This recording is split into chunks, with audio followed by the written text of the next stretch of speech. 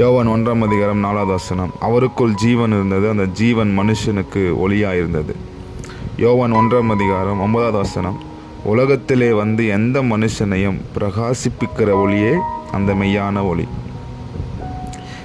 இயேசு கிறிஸ்து மெய்யான ஒளியாக இருக்கிறார். அவர் எந்த மனுஷனையும் பிரகாசிப்பிக்கிற ஒளியாக இருக்கிறார். அவரிடத்திலே வருகிறவர்கள் யாவரும் சூரியனைப் போல பிரகாசிக்கிறவர்களாக இருக்கிறார்கள். இயேசுவைப் போல இந்த உலகத்திலே வாழ்வர்களாக இருக்கிறார்கள்.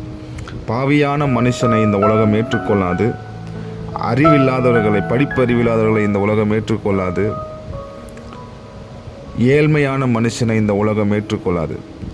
ஆனால் பாவியை பிரகாசிப்பிக்கிற ஒளி இயேசு கிறிஸ்துவாக இருக்கிறார். படிப்பறிவில்லாதவனை பிரகாசிப்பிக்கிற ஒளி இயேசுவாக இருக்கிறார். ஏழ்மையான மனிதனை பிரகாசிப்பிக்கிற ஒளியாக இயேசு கிறிஸ்து இருக்கிறார். நாம் யாராக வேணாலும் இருக்கலாம்.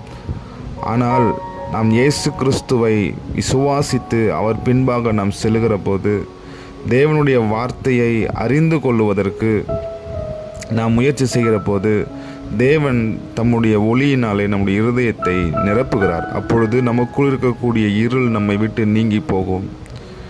இருள் என்பது நமக்குள் இருக்கக்கூடிய அறியாமை, நமக்குள் இருக்கக்கூடிய புத்தியின்மை, பாவ வாழ்க்கை, பாவ எண்ணங்கள், நமக்குள் கிரியை செய்கிற தேவையில்லாத எண்ணங்கள், இவைகள் எல்லாம் இருளாக இருக்கிறது. இயேசு கிறிஸ்து நமக்குள் வருகிற போது நமக்குள் இருக்கிற எல்லா சுபாவங்களும் மாறி நம்மை ஆண்டவர் ஞானத்தினாலும் அறிவினாலும் புத்தியினாலும் நல்ல எண்ணங்களினாலும் நம்மை நிரப்புகிறார்.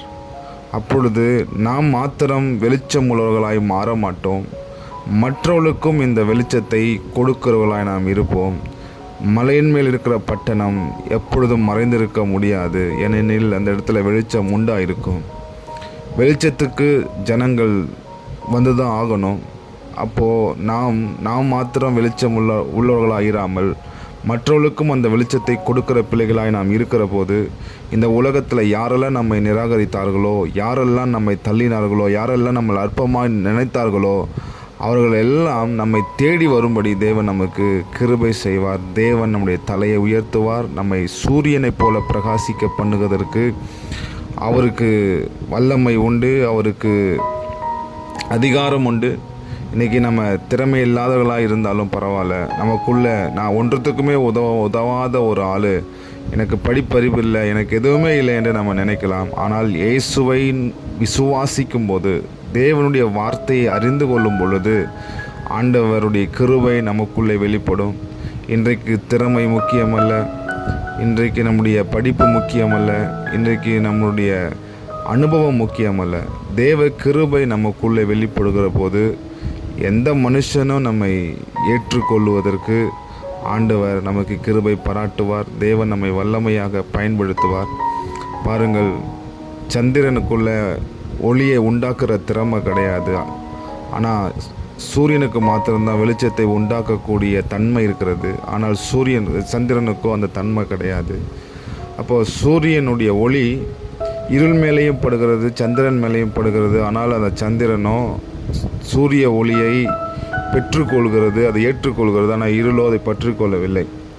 சந்திரன் மேலே வெளிச்சம் படலைன்னா அது இருக்கிறதே தெரியாது. ஆனால் சந்திரன் அந்த வெளிச்சத்தை பற்றி கொள்வதனாலே இன்றைக்கு நிலா ஒன்று இருக்கிறது என்பதை நாம் அறிந்திருக்கிறோம். ஸோ அதே போலவே இன்றைக்கு நமக்கு முன்பாக இந்த வெளிச்சத்தை தேவன் வைத்திருக்கிறார். இயேசு கிறிஸ்து வெளிச்சமாக இருக்கிறார். அப்பொழுது நாம் இயேசுவை பற்றி கொள்வர்களாக இருந்தால் இந்த உலகத்திலே செல்வம் இருக்கிறது, படிப்பு இருக்கிறது, மனுஷங்க இருக்காங்க, அதே சமயத்தில் தேவனும் இருக்கிறார்.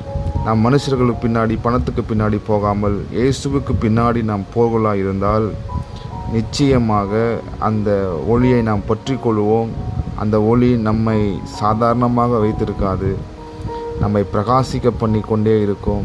நாம் சூரியனைப் போல பிரகாசிக்கிறவர்களாக இருந்து இந்த உலகத்தில் நாம் வெளிச்சமாக மாறிவிடுவோம். நாம் வெளிச்சமாக மாறினால் இந்த பிசாசின் அதிகாரம் இந்த உலகத்தை விட்டு துரத்தப்படும். மக்கள் மேல் இருக்கக்கூடிய இருளின் அதிகாரம் நீக்கப்படும். தேவனுடைய ராஜ்யம் இந்த உலகத்திலே கட்டப்படும். ஆகவே நமக்குள் இயேசு கிறிஸ்துடைய ஒளி நம்முடைய இருதயத்திலே பிரகாசமாக இருப்பதாக, தேவனை குறித்து அறிகிற அறிவு நமக்குள்ளே இருப்பதாக, நாம் ஒளியின் பிள்ளைகளாய் நாம் இருக்கிறபடினால் நாம் தேவனுடைய ராஜ்யத்தை இந்த உலகத்திலே கொண்டு வந்து நாம் ஸ்தாபிக்கிறவர்களாய் நாம் மாறிவிடுவோம். உலக வாழ்க்கையிலேயும் நாம் பிரகாசிக்கிறவர்களாக இருப்போம். ஆவிக்குரிய வாழ்க்கையிலே நாம் பிரகாசிக்கிறவர்களாக இருப்போம். நாம் வெட்கப்பட்டு போன மனுஷர்களுக்கு முன்பாக, தள்ளப்பட்ட மனிதர்களுக்கு முன்பாக, அவமானப்படுத்தப்பட்ட மக்களுக்கு முன்பாக தேவன் நம்மை மகிமைக்குள்ளாக இந்த ஒளி கொண்டு வரும். நிச்சயமாக தேவன் நம்மை வல்லமையாக பயன்படுத்துவார். நிச்சயமாக தேவன் நமக்கு அளவில்லாத கிருபைகளை கொடுத்து நம்மை உயர்த்துவார்.